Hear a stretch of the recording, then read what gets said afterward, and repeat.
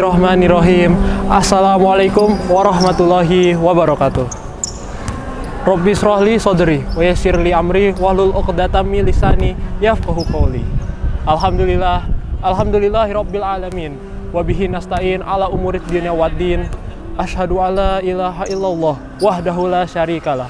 Wa asyhadu anna Muhammadan abduhu wa rasuluh la nabiyya ba'da amma ba'du. Pertama-tama, marilah kita panjatkan puji serta syukur kita terhadap kehadirat Allah Subhanahu wa taala, karena berkat nikmat dan karunia-Nya kita masih diberikan kesempatan untuk memperbanyak ibadah kepada Allah Subhanahu wa taala. Shalawat serta salam tak lupa kita selalu curahkan kepada junjungan kita Nabi Muhammad Sallallahu Alaihi Wasallam yang telah membawa kita dari zaman jahiliyah menuju zaman yang terang benderang seperti saat ini. Saya Rafla Izak.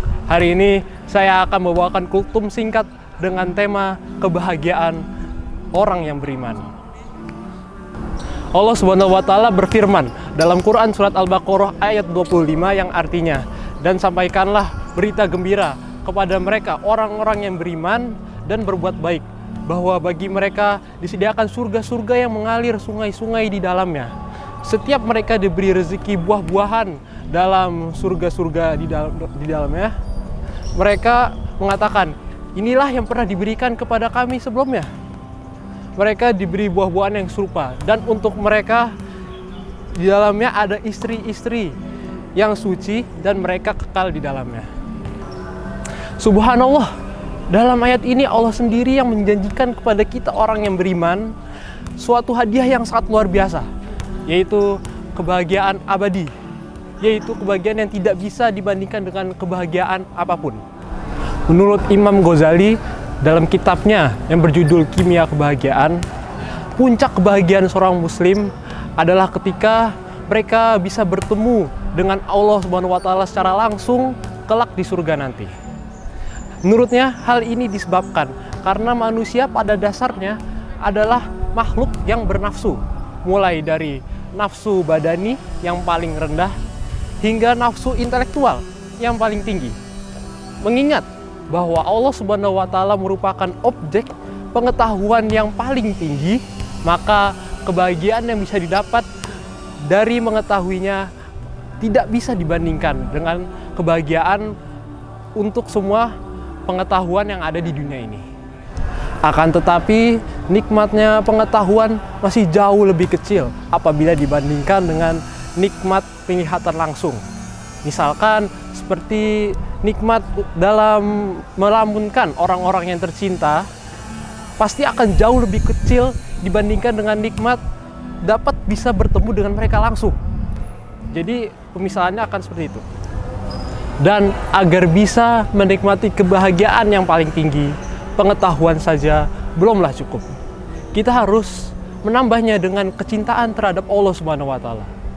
Ketika berada di dunia ini, kata Imam Ghazali, kecintaan terhadap Allah bisa dibandingkan dengan ketika seseorang sedang memandang kekasihnya di kerambangan fajar, sementara badannya dikerubungi dengan lebah dan semut yang terus-menerus menyiksanya. Apabila matahari sudah terbit dan kita bisa melihat wajah dari kekasih tersebut dengan segala keindahannya, dan binatang-binatang tersebut berhenti menyiksa kita, maka itu sama saja dengan rasa yang akan kita rasakan ketika bertemu dengan Allah setelah kita lama di dunia ini diuji dengan segala cobaan yang terus-menerus menyiksa kita. Lantas, bagaimana cara kita membuktikan cinta kita terhadap Allah Subhanahu wa taala? Menurut Allah dalam firman-Nya Quran surat Ali Imran ayat 31, yaitu, katakanlah wahai Muhammad, jika kamu mencintai Allah, ikutilah aku, maka Allah akan mencintaimu dan mengampuni dosa-dosamu, dan Allah Maha Pengampun lagi Maha Penyayang. Menurut ayat ini, mengikuti Rasulullah dengan cara mengamalkan sunnah-sunnahnya adalah salah satu bentuk cinta kita terhadap Allah Subhanahu wa taala. Dengan demikian, marilah kita sama-sama terus meningkatkan kecintaan kita terhadap Allah Subhanahu wa taala dengan selalu menjadikan Rasulullah Shallallahu Alaihi Wasallam sebagai suri tauladan kita, agar kita kelak di akhirat bisa mendapatkan kebahagiaan tertinggi yang bisa dicapai oleh orang yang beriman. Sebagai penutup, marilah kita sama-sama membaca doa untuk meminta kebahagiaan di dunia dan akhirat yang diajarkan oleh Rasulullah Shallallahu Alaihi Wasallam. Bismillahirrahmanirrahim.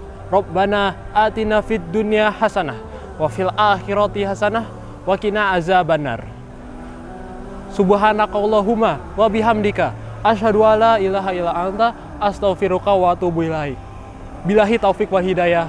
Wassalamualaikum warahmatullahi wabarakatuh.